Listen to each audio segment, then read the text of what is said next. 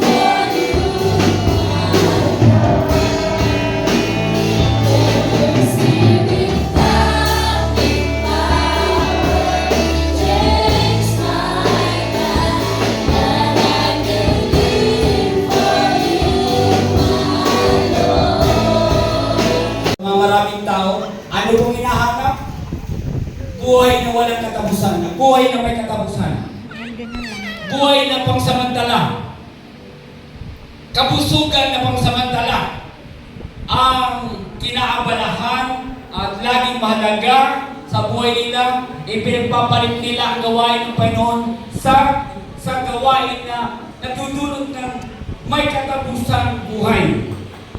Tama po ba? Di po ba? Kasi Alam natin, mahalaga ang buhay, mahalaga ang pagkain, pero yun yung buhay na may katapusan. Amin po ba? At doon tayo nakatingin. Kasama po ako niyan. Doon tayo nakatingin sa buhay na may katapusan. Bakit ko sinasabi na buhay na may katapusan? Kasi mahalaga sa atin ang hanap buhay.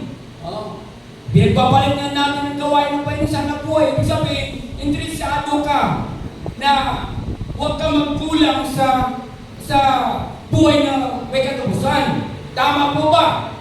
Amen. Amen? Bagar, daw sa simbagar. Tapos simba, tulog. Init kasi, sobrang